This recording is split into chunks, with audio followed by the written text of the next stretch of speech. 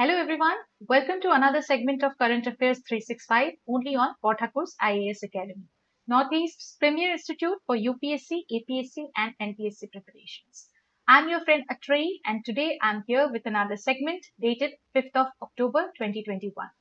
Current Affairs 365 is your one-stop solution for any news and updates which will help you prepare for your civil services examination, and along with that it is also going to be beneficial for any other government services.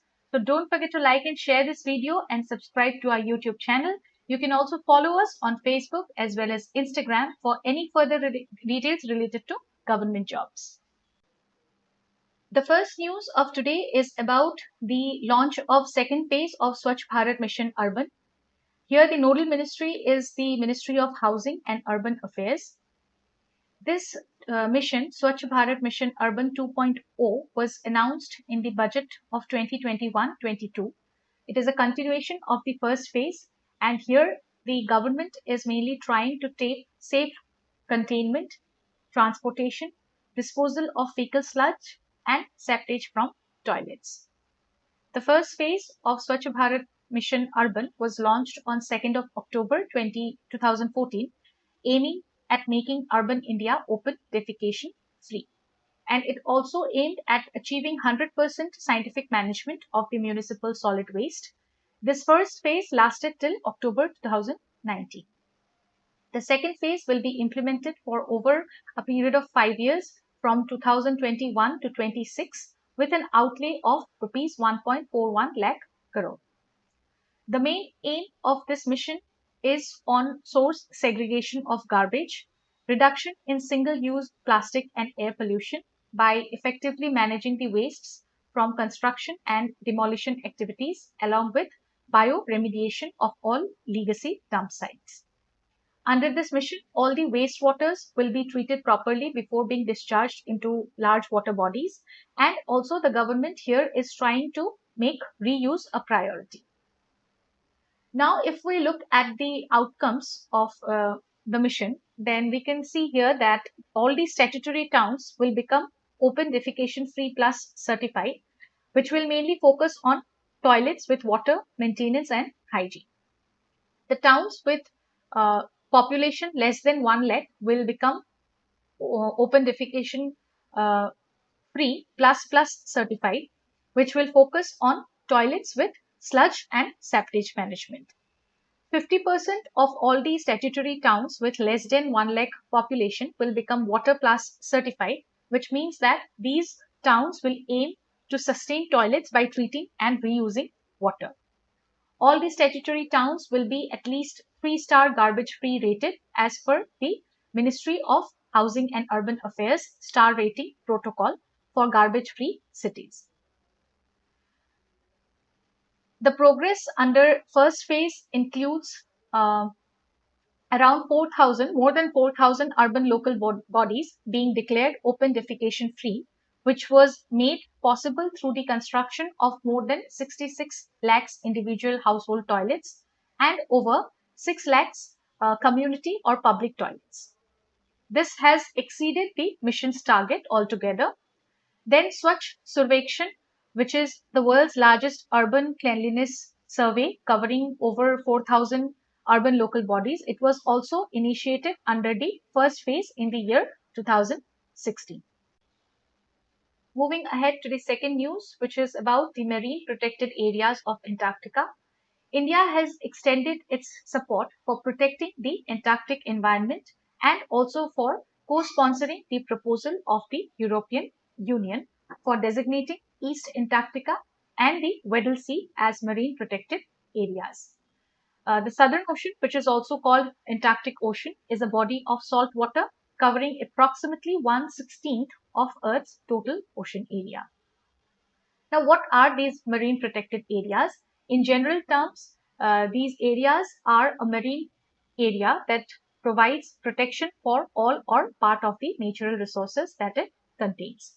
And within an MPA, certain activities are entirely prohibited or limited in order to meet the specific conservation, habitat protection, and ecosystem monitoring. These MPAs, they do not necessarily exclude fishing, research, or any other human activity. In fact, many of these areas are multipurpose areas. The Commission for Conservation of Antarctic Marine Living Resources has agreed a framework that describes the objectives and requirements for establishing these MPAs. Looking at the marine protected areas of Antarctica, currently only 5% of the Southern Ocean is protected. MPAs were established in the South Orkney Islands in 2009 and the Ross Sea region in 2016. Another 3 proposals for MPAs are being considered for East Antarctica, the Weddell Sea, and the Antarctic Peninsula. MPA proposals are mainly driven by conservation and sustainable utilization principles, adhering to the global cooperation frameworks. India is also a signatory to these conventions or agreements. Now, what is the need for establishing these marine protected areas? It is mainly because of ensuring the health of Southern Ocean, which is driven by changes to the ocean itself, like ocean acidification, changes in sea ice concentration, and events that are triggered by climate change, like heat waves and extreme weather. These changes affect the marine ecosystem and species of the Antarctic region. Apart from this, there is also a rapid increase in melting of glaciers in Antarctic. And in addition to that, their relatively undisturbed waters provide a natural laboratory for studying how intact marine ecosystems react to a warming and acidifying ocean. Coming to India's Antarctic missions, India is currently expanding its infrastructure development in Antarctica. The newest base mission in 2015 is named as Bharati. India is rebuilding its second station named Maitri to make it bigger and last for at least 30 more years. Dakshin Gangotri was the first Indian base established in 1984. It has weakened and become just a supply base as of now. There are few related agreements that makes up the Antarctic Treaty System, and these includes the Protocol on Environmental Protection to the Antarctic Treaty, the Convention for the Conservation of Antarctic Seals, and the Convention on the Conservation of Antarctic Marine Living Resources. The next news is about Nobel Prize for Physiology 2021. Recently, 2 United States-based scientists, David Julius and Erdem Patakosyan, have been awarded the 2021 Nobel Prize for Physiology Medicine for their discoveries of receptors for temperature and touch. Before going into their subject matter, let us have a look at the background of Nobel Prizes. The will of the Swedish scientist Alfred Nobel established 5 Nobel Prizes in 1895. The Nobel Prizes are a set of recognition given to the fields of chemistry, literature, peace, physics, and physiology or medicine by the Nobel Foundation. This foundation is a private institution established in 1900, and it has the ultimate responsibility for fulfilling the intentions in Alfred Nobel's will. The prizes in chemistry, literature, peace, physics, and physiology were first awarded in 1901. Now, coming back to the current year's Nobel Prize subject matter, the scientists have focused their work on the field of somatosensation, which is the ability of specialized organs like eyes, ears, and skin to see, hear, and feel. Somatosensation is a collective term for the sensation of touch, temperature, body position, and pain recognized through neural receptors in the skin and certain internal organs. It includes processes such as mechanoreception, thermoreception, and proprioception. If we have a look at the discoveries of the scientists, then David Julius, he discovered a heat sensing receptor which was named as TRPV1. His findings on the skin's sense of temperature was based on how certain cells reacts to the molecule that makes chili peppers spicy. This molecule is named as capsaicin, and it creates the sensation by stimulating a false sensation of heat. Then Erdem Patakosyan, he discovered 2 mechanosensitive ion channels known as piezo channels. He is credited for finding the cellular mechanism and the underlying gene which translates a mechanical force on our skin into an electric nerve signals. The findings by these two scientists have allowed us to understand how heat, cold, and mechanical force can initiate the nerve impulses, which allows us to perceive and adapt to the world around us. This knowledge is being used to develop treatments for a wide range of disease conditions, including chronic pain. The next news is about the second phase of Atal Mission for Rejuvenation and Urban Transformation. The Prime Minister launched the second phase recently, which is termed as Amrut 2.0. The nodal ministry for this scheme is Ministry of Housing and Urban Affairs. It is the continuation of Amrut Mission, which was launched in 2015 in order to ensure every household having an access to a tap with the assured supply of water and sewerage connection. Amrut 2.0 aims to provide 100% coverage of water supply to all households in around 4,700 urban local bodies.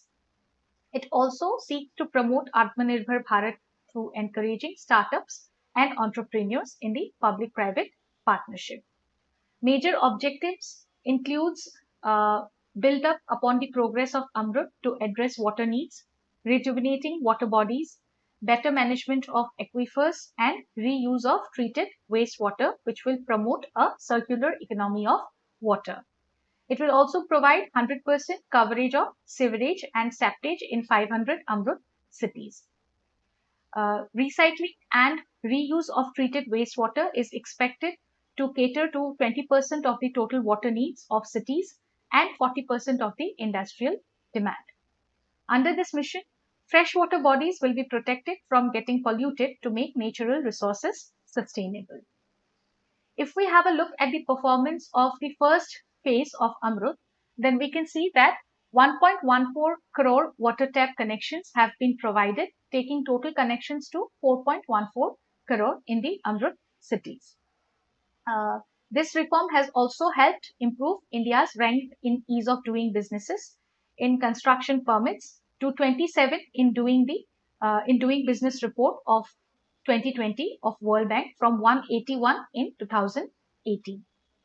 Along with that, 89 lakh conventional streetlights have been replaced with energy efficient LEDs, leading to estimated energy savings of 194 crore units per annum and reduction in carbon dioxide emission by 15.6 lakh tons per annum. And this was all for today. Thank you so much for watching this video. I hope it was helpful. Don't forget to like and share this video and subscribe to our YouTube channel. I'll see you all again tomorrow with another segment of Current Affairs 365 only on Borthakur's IAS Academy, Northeast's premier institute for UPSC, APSC and NPSC preparations. Till then, take good care of yourselves and keep learning. Borthakur IAS Academy প্ৰস্তুতি আৰু অধ্যয়নৰ নিৰ্ভৰযোগ্য ঠিকনা। Borthakur IAS Academy